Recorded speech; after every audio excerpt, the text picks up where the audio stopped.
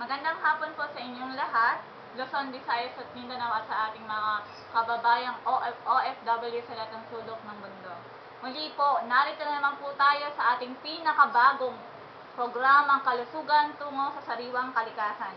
Ang ating pong topic ngayon ay ang pagpapakilala ng foundation. Sa akin pong tabi ang aming chairman, CEO at president na si Mr. Jaime Leandro Reyes. Sir, magandang hapon po. Magandang hapon at salamat sa iyong pagpapakilala sa ating foundation.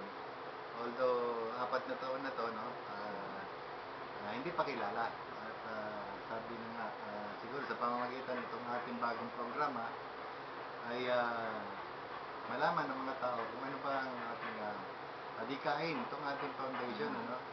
At makikiusap din po ako sa aming mga kaibigan, sa aming mga kamag-anak, sa aming mga follower, na kung ano man po naririnig ninyo tungkol sa akin, o nababalitaan nyo o nababasa tungkol sa akin, ay huwag ko nyo papaniwalaan yun dahil sabihin na natin na yun ho ay gawain lang ng isang taong walang magawa mabuti sa kapwa niya. At siya po ay naging sabihin na natin na director ng ating foundation last 2 years ago. At iniwan niya rin ang foundation natin na 2 years ago rin, 2 taon din. So yung 4 na taon na yun, bumalik siya. And then, para lang mag-hashtag ng lagim dito sa aming foundation. Hindi, totoo naman at nagagamit po ang aming foundation sa kanyang pansariling interest at tinanggal na po namin siya at bigyan niyo rin po kami ng katwiran.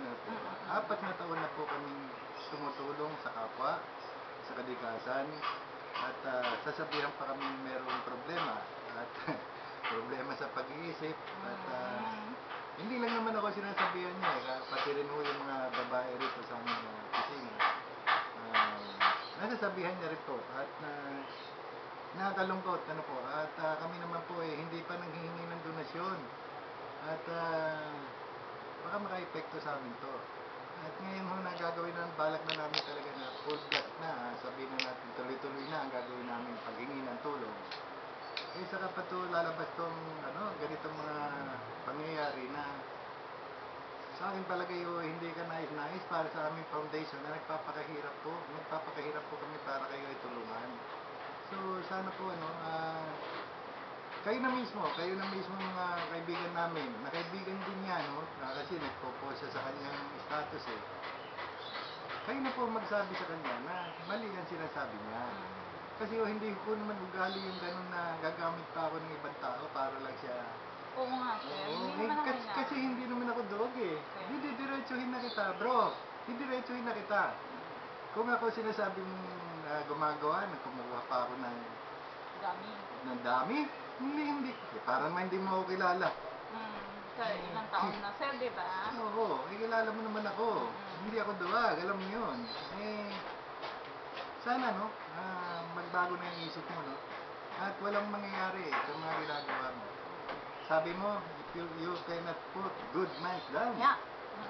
Sa tingin mo, sino sa ating dalawa yon? Sa tingin niya kaya? Yes na makakaalam, sir. Bumabalik sa'yo. Okay, mag-uumpisa na tayo sa ating